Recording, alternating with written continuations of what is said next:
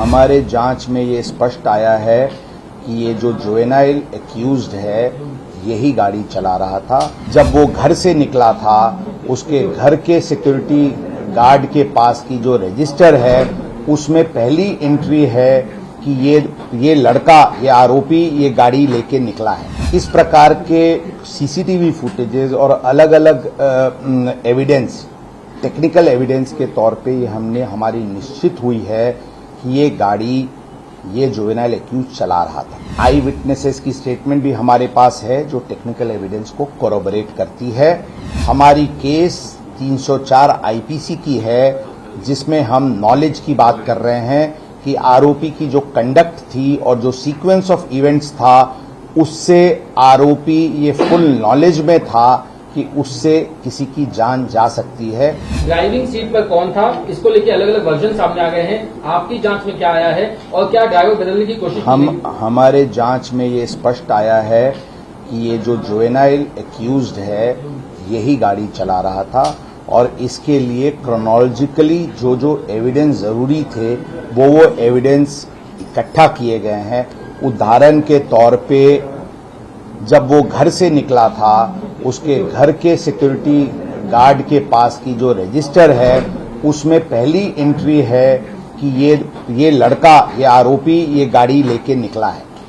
इस प्रकार के सीसीटीवी फुटेजेस और अलग अलग एविडेंस, टेक्निकल एविडेंस के तौर पे ये हमारी निश्चित हुई है कि ये गाड़ी ये जुवेनाइल एक्यूज चला रहा था।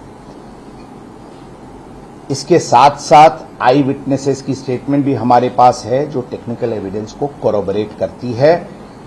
इसमें हमने बताया कि इस प्रकार की कुछ अटेम्प्ट घटना होने के कुछ घंटों में करने का प्रयत्न किया गया था कि इसमें ड्राइवर, ये एडल्ट ड्राइवर ये गाड़ी चला रहा था और ये आरोपी ये गाड़ी नहीं चला रहा था। इस तरह की बात सामने आ रही है।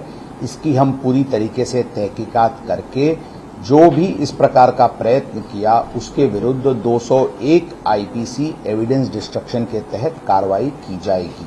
सर, जो आपने इंटरनल इंक्वायरी के लिए जो एक टीम बनाई है वो क्या जांच करेगी, किन आरोपों की जांच? इंटरनल इंक्वायरी में कुछ लैप्सेस लोकल पुलिस स्टेशन के अधिकारी के बारे में आई है, उनके विरुद्ध जल्दी से जल्दी सख्त कार्रवाई की जाएगी। ब्लड सैंपल्स सर आपने अलग अलग कलेक्ट किए हैं। ब्लड सैंपल्स शुरू में एक ब्लड सैंपल ससून हॉस्पिटल में नियम के अनुसार हुआ था जिसको जो कि सुबह आरोपी को 9 के आसपास ससून हॉस्पिटल में गुना दाखिल होने के बाद भेजा गया था।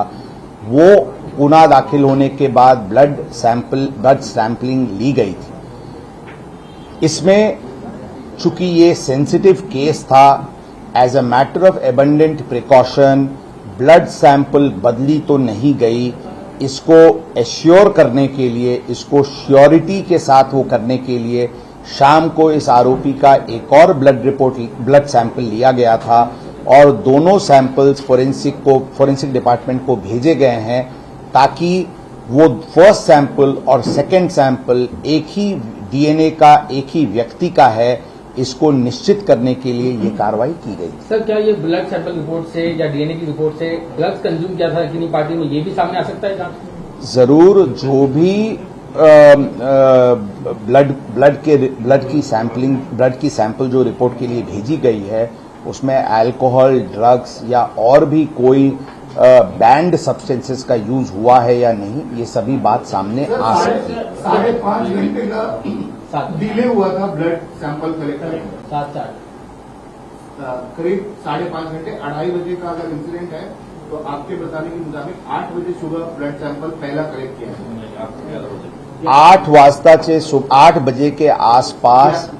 बजे के आसपास इस प्रकरण में फर्स्ट जो 304 का एफआईआर था वो रजिस्टर किया गया था। उसके बाद उसको सैंपल के लिए, उसको ब्लड मेडिकल एग्जामिनेशन के लिए भेजा गया था और जो एग्जैक्टली जो सैंपल कलेक्ट की गई है वो 11 के आसपास कलेक्ट की गई है।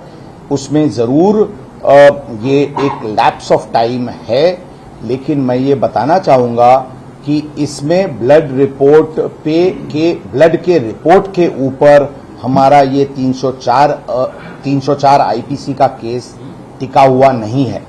इंस्पाइट और despite the blood test report हमारी केस 304 आईपीसी की है, जिसमें हम नॉलेज की बात कर रहे हैं कि आरोपी की जो कंडक्ट थी और जो सीक्वेंस ऑफ इवेंट्स था, उससे आरोपी ये फुल नॉलेज में था कि उससे किसी की जान जा सकती है, इसलिए ये 304 आईपीसी की केस दाखिल की।